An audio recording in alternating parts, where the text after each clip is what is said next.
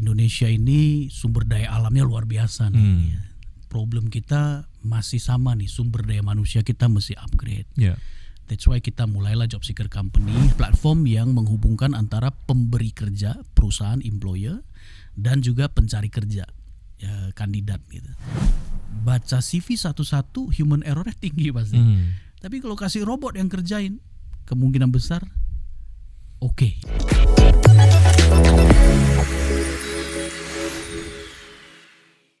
Halo Sobat Investor, apa kabar? Semua saya Wiki Adrian, ketemu sama kamu lagi di Fincast, your home of finance and investment. Beragam topik menarik kita akan selalu perbincangkan di Fincast. Dan kali ini kita akan ngomongin soal platform pencarian kerja dan juga untuk mendapatkan calon-calon karyawan lah ya. Nah, platform rekrutmen ini tentunya punya andil yang gede banget dalam dunia tenaga kerja, terutama di era digitalisasi seperti saat ini, di mana merekrut secara manual tentu akan memakan banyak waktu dan juga biaya ya. Nah, platform rekrutmen juga ini mampu menghubungkan ribuan para pencari kerja dan juga perusahaan yang ada di dalam maupun di luar negeri secara praktis dan juga efisien. Apakah mereka yang memang sudah apakah mereka yang memang belum bekerja ataupun yang sudah bekerja tapi sedang mencari pekerjaan baru ya? Kalian nggak? Sudah bekerja tapi lagi nyari pekerjaan baru ya? Oke, tolong catetin ini akhirnya. Oke. Nah, gimana sih sebetulnya kondisi pasar tenaga kerja saat ini? Dan saat ini tentu saja sudah hadir narasumber, yaitu adalah Mas Chandra Ming ya. Beliau adalah CEO dari Job Seeker Company. Terima kasih sudah hadir. Ini saya kenalin dulu sedikit mengenai Job Seeker. Job Seeker Company ini menjadi salah satu platform rekrutmen di Indonesia yang didirikan tahun 2022 kalau tidak salah oleh Pak Chandra dan juga Pak Helmi Yahya, betul ya. Visinya dan juga misinya ini memiliki keyakinan kuat untuk mengubah industri rekrutmen Indonesia, dan semua produk bisnis Job Seeker Company dibuat untuk membangun ekosistem yang mudah menghubungkan antara kandidat dan juga pengusaha. Oke, sebelum kita ngomongin soal platform rekrutmen, mungkin Mas Chandra bisa sampaikan kondisi pasar tenaga kerja di Indonesia ini kayak gimana sih sejauh ini? Ya, I think ini good news ya, kita getting better ya, kita makin baik, tapi tetap kalau kita menarik ke depan, kita tetap punya challenging yang besar ya. Jadi contoh angka pengangguran kita masih tinggi ya. Dan yang lebih penting lagi adalah qualification daripada tenaga kerja kita ini mesti speed up dengan cepat nih Mas. Jadi kalau dulu kita mungkin tidak bersaing dengan atau dulu kita bersaingnya masih people, saingan sama people ya, qualification, dan sekarang kita saingannya sama robot. Ada pekerjaan-pekerjaan tertentu yang suka tidak suka akan digantikan oleh mesin gitu. Nah, ini jadi challenging besar buat kita. Makanya kita jadi waktu tahun lalu Februari, saya dan Mas Helmi, kita Indonesia ini sumber daya alamnya luar biasa nih ya. Problem kita masih sama nih, sumber daya manusia kita mesti upgrade. That's why kita mulailah Job Seeker Company. Harapannya adalah supaya kita bukan hanya jadi platform recruitment, tetapi juga mengembangkan sumber daya manusia kita sehingga kita bisa lebih siap, Mas. Dan kami yakin kalau ini dilakukan dengan tepat, maka sumber daya manusia kita ini bisa bersaing dan pasti akan growth dengan jadi efek domino jadi banyak nih Mas. Ekonomi kita growth dan lainnya. Saya kasih contoh misalkan yang lagi hot misalkan ya, kita bersaing dengan online shop gitu. Jadi ibaratnya kalau bahasa sederhana gini Mas, dulu kita berpikir buka toko pakai SPG dan lain-lain. Satu orang SPG bisa paling spotting berapa, 50 orang yang datang gitu. AI bisa mensupport 500.000 orang concurrent user gitu. Jadi nggak heran revenue dia tinggi. Nah, hal seperti ini penting untuk kita mulai. Nah, inilah yang jadi latar belakang kita lahirkan Job Seeker Company. Oke, intinya sih kalau ngomongin soal pasar tenaga kerja kita secara SDM quality-nya belum kemudian oke banget, perlu di-upgrade gitu ya. Di sisi lain juga ada permasalahan yang lain. Kalau tadi kita saingannya people to people, tapi sekarang people to technology, ada AI segala macam gitu ya. Oke. Nah, ini kalau ngomongin soal memasuki akhir tahun 2023 ini banyak banget perusahaan yang membuka peluang pekerjaan baru untuk kepentingan target tahun 2024. Nah, sejauh mana ini kemudian membuat kebutuhan akan klien dari Job Seeker sendiri dari point of view pengguna jasa gitu ya, dari perusahaan lah ataupun mungkin penyelenggara pekerjaan. Ini permintaannya meningkat di akhir tahun. Meningkat Mas, meningkat ya, karena mungkin pendekatan kita kan teknologi. Jadi memang a lot of company di Indonesia ini still contoh merekrut masih manual, pakai feeling dan lain-lain. Jadi ini belakangan ini memang mulai transform nih Mas. Mulai banyak sekali peningkatan. Dari sisi pencari kerja juga saya pikir trending ya, karena biasalah kalau akhir tahun kan beberapa company bagi-bagi bonus dan sebagainya. Nah, biasanya tuh tunggu bonus dapat dulu baru keluar. Gitu. Jadi dua belah pihak ini makin rame.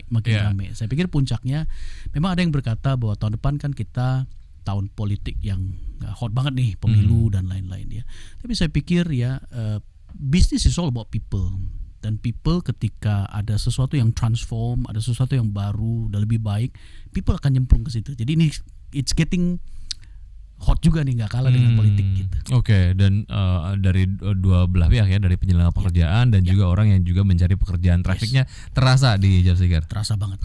Oke, ya tadi sempat saya baca-baca sih Job Seeker Kabel ini kan punya 4 produk kalau nggak salah, bisa dijelaskan sedikit dan apa saja 4 produk tersebut dan fungsinya apa aja dari 4 produk ini, berkaitan dengan AI juga kah, terkait dengan service yang diberikan kepada klien? Ya. Menuju ke situ Mas. Jadi kita jadi sebenarnya Job Seeker Company simpelnya kan satu platform yang menghubungkan antara pemberi kerja, perusahaan, employer, dan juga pencari kerja, kandidat gitu. Nah, kami membangun produk kita disesuaikan dengan needs masing-masing daripada users ini ya.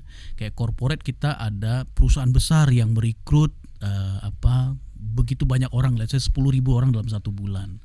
Nah, kita ada Job Seeker Software.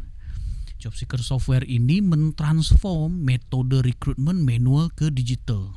Di belakangnya ada mesin learning yang ngebantuin dia ngebangun talent poolnya dia, atau ujung-ujungnya jadi AI-nya dia nanti gitu.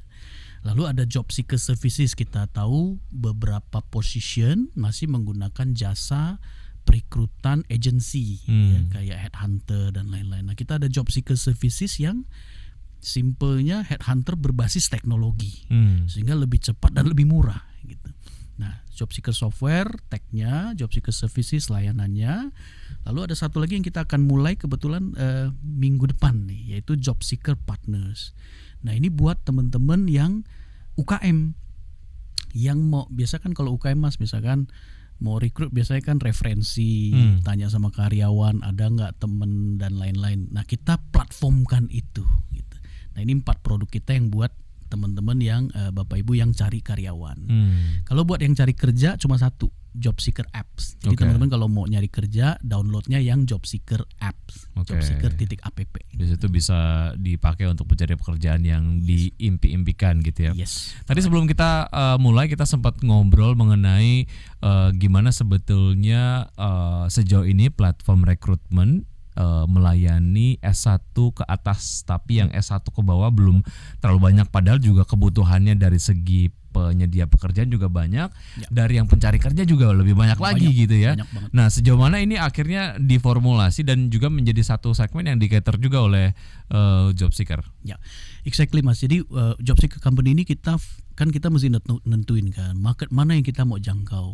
Kalau S1 ke atas atau yang disebut dengan white collar itu udah banyak yang main, udah bukan blue ocean lagi lah, udah red banget gitu ya. Nah, kita memilih yang blue ocean nih, banyak yang mau main tapi belum jadi-jadi, yang jumlahnya lebih banyak. Jadi nggak heran kalau kita lihat angka pengangguran kita paling banyak pasti SMA SMK kan paling banyak gitu. Nah, ini yang paling banyak jumlahnya bisa 5-6 kali lebih banyak daripada yang A1 ke atas. That's why produk kita susun ke arah sini Mas. Kayak contoh ya, Job Seeker Apps itu it's a kind of kayak orang main TikTok gitu. Kayak orang main social media, tapi dia lagi nyari kerja, membangun profile dia kayak gitu. Nah, segmen produk ini yang kita ambil, inilah yang menjadi ground kita ngebangun produk kita. Makanya nggak heran kita dalam usia kita akhir bulan kemarin 20 bulan umur kita.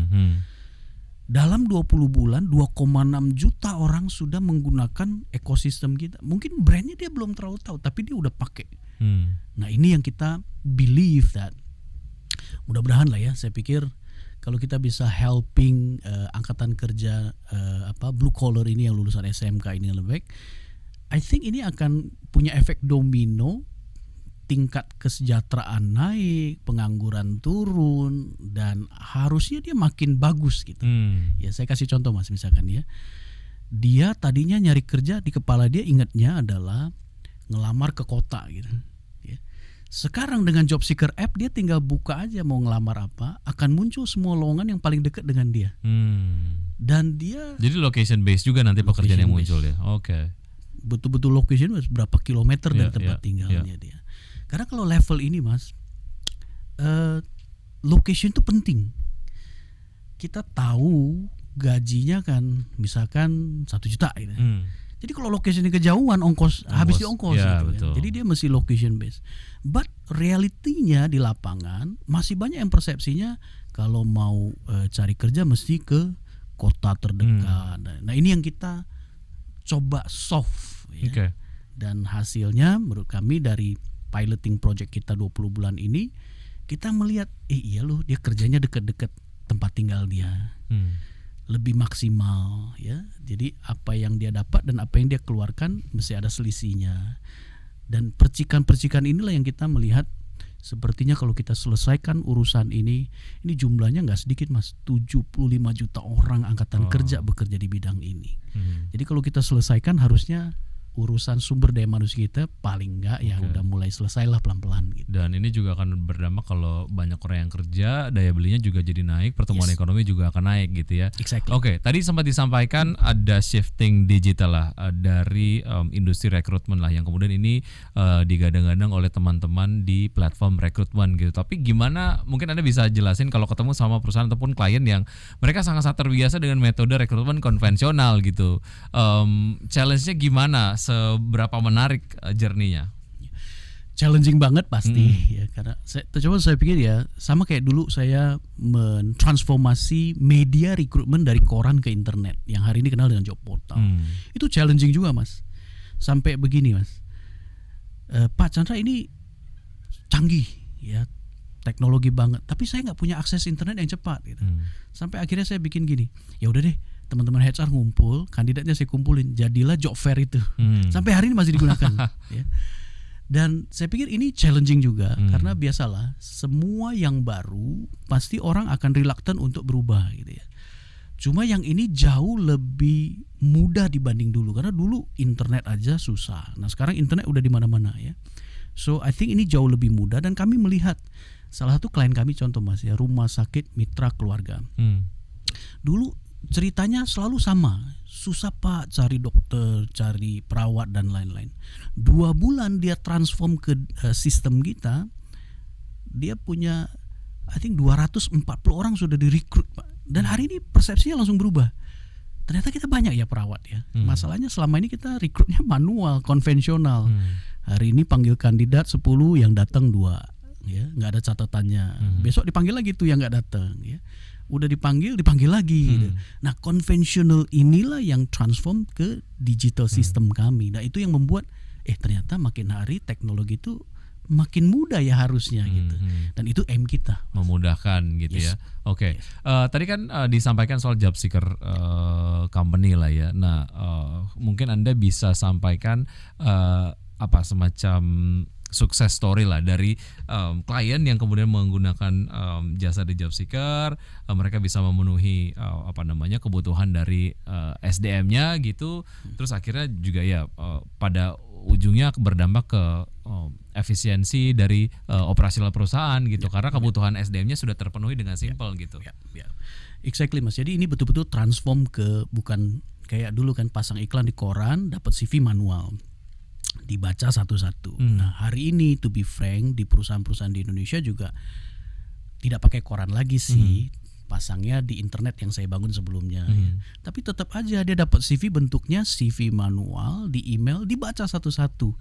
Padahal algoritma sistem kita bisa membantu dia membaca CV dengan sangat cepat, dalam hitungan detik ini kandidat paling match dengan Anda. Nah hal seperti itu tuh mulai transform. Sehingga teman-teman HR, recruiter yang selama ini waktunya habis buat urusan baca CV, admin dan lain-lain, Sekarang udah digantikan dengan sistem sehingga dia bisa punya waktu lebih banyak fokus ke karyawan. Setidaknya yang screening awal sudah dilakukan oleh Sudah teknologi gitu. Betul. Oke. Sehingga teman-teman HR bisa fokus ke people-nya. Kan saya suka joke gini Mas, namanya juga HR ya, human gitu. Tapi to be frank banyak waktu habis di admin job sehingga nggak fokus ke people-nya. Bayangkan kalau semua fokus ke people ya, kandidat terbaik dia bisa dapat dan bisa fokus ke karyawan juga gitu untuk mendevelop existing employee dia gitu. Nah ini M kita nih Mas, dan ini success story yang kita lihat di klien-klien kita di 20 bulan kita mulai perusahaan ini start changing ya, which is we believe that ini harusnya bantu banyak di perusahaan lebih efisien ya. Udah berapa banyak SDM yang tersalurkan? Dari 2,6 juta yang sudah masuk ke kita, it's around 15 to 16% yang sudah dapat kerja ya. Dan ini saya secara pribadi sangat senang karena jauh lebih cepat dibanding project yang saya lakukan 15 tahun lalu. Jauh lebih cepat. Secara jumlah lebih banyak ya? Lebih banyak, lebih cepat, dan saya pikir quality juga getting much more better lah. Makanya saya sangat optimis sumber daya manusia kita yang jadi momok nih dari zaman dulu sampai sekarang harusnya dengan bantuan teknologi kita bisa selesaikan lah, kurang lebih gitu Mas. Oke, kalau ngomongin soal AI ini juga nampaknya menjadi sebuah hal yang membuat banyak industri lah ya cukup aware lah. Nah ini saya pengen nanya nih, keberadaan dari AI sendiri sejauh mana ini juga akan menjadi sebuah challenge untuk teman-teman di platform rekrutmen? Kita bersahabat dengan AI. Oke. Malah menggunakan AI untuk harus ya. Justru malah kita akan nggak takut ya digantikan oleh AI ya? Enggak, justru kita yang mempelopori nih. Oke. Jadi sekilas Mas, ini saya bukan pakar di AI, tapi kurang lebih secara garis besar seperti ini deh. Kita anggaplah itu robot ya. Nah, yang terjadi hari ini adalah human ajari robot gitu. Yang lebih bahaya adalah ketika robot ini ngajarin robot berikutnya. Bayangkan Mas, misalkan gini. Saya diajari bahwa ini warna merah gitu. Lalu orang kedua ngajari saya warna merah itu Pantone colornya adalah 1, 2, 3, 4. Makin lama saya sebagai robot makin pintar kan. Lalu saya mengajari robot berikutnya, itu super banget Mas. Nah ini bahaya buat kita. That's why job seeker company banyak, Pak Chandra you lagi mau bikin AI company ya. Saya pikir gini, nggak langsung ke situ ya, karena biasalah Mas kalau lagi nge-hype kan semua pada ini. Saya believe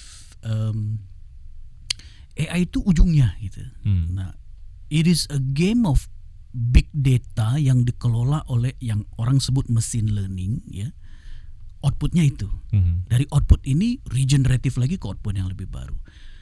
Kita sebagai pengusaha HR nggak bisa membendung perubahan ini gitu, nggak bisa. Jadi kita harus bersahabat dengan ini, utilize ini di dalam bisnis kita ya. Yang sederhana kayak tadi deh, baca CV satu-satu human errornya tinggi pasti. Tapi kalau kasih robot yang kerjain, kemungkinan besar oke. Akurasinya lebih baik, lebih cepat, dan lebih murah. Nah ini kalau kita masih menggunakan metode manual, saya pikir jadi ketinggalan gitu. Tapi kalau kita pakai ini dalam bisnis kita, kan bisnis pada akhirnya it's all about people juga kan Mas ya. Dan people perlu direkrut, perlu di manage. Nah kalau itunya semua manual, nggak heran bisnis kita mau bisnis apapun ujung-ujungnya balik ke situ tuh isunya. Kalau itu kan berbicara mengenai keberadaan dari platform rekrutmen dengan AI gitu ya. Lalu bagaimana dengan antara platform rekrutmen sendiri? Ini kan potensial marketnya Indonesia di SDM ataupun mungkin industri rekrutmen kan ini tidak kemudian disadari hanya satu player aja. Banyak player yang lain gitu, banyak brand-brand yang lain. Seberapa menarik dinamikanya sebetulnya, dan sejauh mana kemudian job seeker ini juga memang punya value yang lebih lah jika dibandingkan dengan player-player yang lain? Saya bersyukur memulai platform recruitment ini tahun 99, tahun 2000. Jadi ketika masih dikuasai koran, kita pindahin ke internet. Sampai hari ini masih digunakan oleh Indonesia. Nah, learning dari situ, pengalaman banyak bikin kesalahan situ, itu yang membuat kita membangun job seeker company. Dan ini yang kita pengalaman ini yang jadi ground membangun produk-produk kita. Speaking about apakah AI akan, hari ini saya belum ketemu sih ya yang benar-benar real AI untuk changing ini. But saya tahu one day pasti akan di-replace. That's why job seeker company kita punya unique selling propositions kita itu kita susun ke arah situ, Mas. Ya kalau bicara competition banyak yang mulai gitu. Cuma banyak yang saya temukan melakukan yang saya lakukan 15 tahun lalu gitu. Jadi masih media recruitment. Nah kita dari hari pertama kita mulai kita udah menyusun itu ke arah sini. Mungkin itu yang membuat kita kuat. Itu yang membuat kita sementara yang lain fokusnya masih promosi, kita udah growth dengan cepat. Dan saya pikir ini baru mulai ya. Dan M kita sekali lagi bukan hanya ini. M kita adalah membuat satu ekosistem yang angkatan kerja kita, tenaga kerja kita itu betul-betul lebih sejahtera, lebih baik. Ya, sebagai perusahaan tentu saja ada biaya operasional, kemudian juga ada berbagai macam target-target ekspansi lah yang pengen dilakukan ke depan gitu ya. Nah, saya pengen tahu job seeker tuh cari cuannya gimana? Kalau client base oke lah, klien akan pakai jasa Anda, kemudian Anda akan dibayar berdasarkan services yang di deliver gitu. Nah, khusus untuk yang apps yang kemudian di-download oleh pencari kerja. Nah, itu model bisnisnya gimana? Atau mungkin Anda ingin ngejelasin juga model bisnis secara keseluruhan dari seluruh produk-produk yang di kita model bisnis kita kan tadi dua belah pihak, Mas, employer dan kandidat. Nah, yang pertama kita tidak mulai dari kandidat ya. Kenapa? Karena tadi segmen yang kita pilih adalah yang blue collar. Hidupnya aja udah susah, Mas. Jadi kalau kita sudah dibayar lagi nggak mungkin. Nah, kita ngambilnya dari sisi corporate kayak tadi ya, Alfamart, Mitra Keluarga, Range Market. Mereka mentransform metode rekrutmennya dari manual ke digital. Nah, kita bantuin. Jadi kita dapat revenue dari situ. Lalu beberapa ada yang spesifik, misalkan Pak Chandra saya perlu 100 orang Flutter programmer. Nah, kita bantuin itu. So, hari ini masih dari B2B, Mas, dari B2B. Ke depan saya pikir it's gonna be B2B to C juga gitu. Ya. Jadi revenue kita, bisnis model kita pasti 360 degree nih, Mas, dari beberapa ini gitu ya. But yang paling penting sebenarnya bukan itu. Yang paling penting adalah is the product berguna nggak? Itu yang saya percaya dalam bisnis model. Banyak sekali startup yang kenapa challenging ya, akhirnya mesti ditutup karena dari awal tidak disusun ya. Bikin orang lain bikin produk bagus, ada ikut bikin beda warna, beda kulit, beda ini. Oke, harapkan orang bayar. Saya pikir let's ask ourselves ya. Ketika kita pakai satu produk terus kita disuruh bayar, pertanyaan sederhana kita manusiawi adalah ini produk ada gunanya nggak sih buat gua gitu kan. Nah, hal seperti itu tuh dia mesti useful, scalable nggak ya. Nah, itu yang langkah-langkah itu yang mesti diikutin satu-satu tuh. 20 bulan lalu kita mulai, kita udah susun itu, Mas. Pertama kita jangan ke sini karena kalau ke sini nggak fair, orang belum terlalu menikmati manfaatnya disuruh bayar gitu. Akhirnya kita ke sini dulu. Nah, ini as simple as menurut saya ya, produk itu simple banget sih, Mas. Dipakai oleh begitu banyak orang sampai dia mau bayar. Itu produknya berhasil. Itu ukurannya. Kurang lebih gitu. Oke. Menarik mengenai point of view dari platform rekrutmen lah ya. CV seperti apa atau proses pelamaran kerja yang seperti apa yang most likely ini akan capturing the attention of recruiter gitu ya. Ini mungkin semacam tips lah ya dari point of view platform rekrutmen kepada pencari kerja yang ada di sana. Kira-kira CV-CV yang kayaknya bakalan catchy gitu untuk recruiter tuh yang kayak gimana sih gitu? Ataupun ada nggak yang bisa diakali secara teknologi gitu? Ataupun kita buat profil di satu platform rekrutmen atau gimana? Gini, ini penting nih, Mas ya. Tips dari saya sederhana, sangat sederhana sekali ya. Rule number 1 adalah cara bikin CV-nya jangan contek menyontek. Oke. Gitu, Pram. Ini ada ini lagi nyatet ini. Dia cukil nih, curi skill nih ya. Oke. Jangan copy paste. Jangan copy paste. Saya pernah tanya, Mas. Ada skill dalam membuat CV yang namanya copy paste itu. Itu yang membuat recruiter melihat CV itu sama semua gitu. Oh, apalagi kalau screeningnya pakai AI.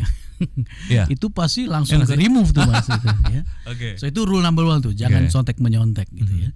Jangan copy paste ya. Rule number 2 adalah sekarang perusahaan kan mulai shifting ke tadi teknologi, ya, ke AI, atau yang paling populer adalah ATS, Applicant Tracking System. Kayak job seeker software, produk dari job seeker company itu arahnya ke situ tuh. Jadi rule number 2 adalah kita mesti menulis CV kita friendly sama dia gitu. Jadi chance kita untuk lolos screening AI tadi itu lebih tinggi gitu. Gimana caranya untuk membuat CV AI friendly? Oke, banyak banget Mas Yeah. tutorial untuk AI friendly, ya, dicek di YouTube juga banyak banget creating AI friendly. Most likely semuanya tadi rule number 1 adalah jangan copy Tidak copy paste. paste, oke. Telling about yourself according to ini. Kayak contoh misalkan, ada banyak kandidat hari ini masih nggak aware CV-nya bentuknya image gitu. Itu langsung ke screen dipinggirin gitu langsung. Oke. Ya. Itu baru format CV tuh kan. Iya. Pernah kepikir nggak sih Mas, format CV bagusnya apa sih? PDF kah? Ya. Excel atau apa? Ini to be frank Mas, Itu ya. basic tapi ya memang Basic penting banget juga. gitu ya. Oke. Nah, hal kayak gitu tuh ya di YouTube banyak sekali. Oke. ya, Tapi tutorial. PDF cukup friendly kan? Cukup. Aman. PDF. Untuk PDF. Tapi banyak yang lucunya, banyak sekali yang masih bahkan image gitu. Oke. Ya, berarti buat ATS kan dia masih mengconvert itu dulu ke teks. Conversionnya nanti turun lagi. Akhirnya Oke. nggak heran langsung bahkan banyak beberapa klien kami yang Pak kalau bentuknya gini udahlah geser aja gitu. Jadi kan apa ya? Sementara orang ya bikin CV mengharapkan dapat kerja ya. Sebenarnya kalau diurutin 2 aja sih Mas. Kenapa sih susah dapat kerja? 2 aja. Pertama, kalau you sudah melamar nggak dipanggil-panggil, masalahnya di CV you. Masalahnya di CV kita gitu. Oke. Ya, nah itu mesti dibikin ATS friendly tadi kalau bahasa. Yang kedua, kalau sudah dipanggil tidak dipanggil lagi atau di ghosting, itu masalahnya di interview. Oke. 2 itu aja. Ya. Kalau 2 ini bisa selesai, harusnya dia dapat kerjaan gitu. Oke. Nah, di saran kami yang berikutnya bahkan gini, di platform kita yang baru Job Seeker App tersebut, besides CV yang kita ada algoritma bantuin dia bikin, kita mulai mempopulerkan yang namanya video resume, Mas. Nah, ini sebenarnya shortcut untuk memperbaiki urusan CV yang copy paste tadi itu. Oke. Kalau video kan ntar dicoba Mas ya. Kita bisa lihat, halo saya Chandra, saya pengalaman sebagai seorang barista. Ini cara saya bikin kopi cappuccino, ya. Itu yang diperlukan oleh corporate. Gitu. Oke. Jadi CV yang ATS friendly plus skill yang ditunjukkan, 2 inilah yang killer buat recruiter nggak bisa Oke. avoid. Nah, jadi itu adalah resep yang bisa dipakai lah ya untuk kita pada saat bikin profil ataupun bikin CV dan juga bikin apa semacam portofolio lah ya dalam bentuk video pengenalan lah. Yes. Oke, baik. Ini kayaknya bakal useful sekali tipsnya. Ke depan untuk job seeker sendiri mungkin target-targetnya yang ingin diraih tuh apa aja? Untuk dari sisi kandidat kita sekarang baru 2,6 juta orang Mas. Indonesia ada 75 juta orang angkatan kerja yang di segmen kita. Jadi kita sudah menyusun untuk start scale up bagian kandidat ini tahun depan. Lalu dari sisi corporate kita baru portfolio kick off piloting project beberapa klien ya. Nah, ini kita mau mulai start kampanyekan corporate berhentilah manual. Pindahlah ke teknologi. Jangan takut digantikan oleh teknologi. Ada bagian dari human yang nggak bisa digantikan menurut saya sampai hari ini. Nah, ini mesti mulai shifting. Ya, teknologi itu bantu kita lebih cepat, lebih akurat, dan teknologi yang makin canggih, makin cepat nih harusnya makin murah. Nah, ini yang kita 2 hal ini yang kita aim ya, lebih banyak kandidat dan lebih banyak employer yang transform ke teknologi. Oke. Simple as that, Mas. Dan juga masih makin banyak sekali user-usernya ya, khususnya mungkin untuk yang aplikasi tadi gitu. Karena kan kalau ngomongin soal pasar tenaga kerja yang blue collar ini kan memang banyak gitu yang kemudian membutuhkan pekerjaan dan sebenarnya dari point of view penyelenggara pekerjaan juga memang membutuhkan banyak SDM-nya, cuman tidak tercapture karena memang beberapa waktu yang lalu platformnya nggak ada, sekarang udah ada Job Seeker ya. Betul. Baik, Pak Chandra terima kasih sudah ngobrol-ngobrol sama Fincast ya. Ini sangat mencerahkan ngomongin soal platform rekrutmen ya. Mudah-mudahan ini juga akan terus berkontribusi terhadap ujung-ujungnya adalah kemampuan dan juga daya beli dari masyarakat sendiri karena memang sudah bekerja ya, punya kemampuan untuk kemudian membeli berbagai macam kebutuhan lah dan juga mandiri secara finansial. Thank you, sukses untuk Job Seeker, sampai jumpa. Thank you. Dan thank you untuk sobat investor yang sudah nontonin Fincast kali ini. Jangan lupa kita masih punya episode-episode menarik lainnya dan jangan lupa untuk terus nontonin Fincast setiap minggunya. Saya Wiki Adrian. Dah.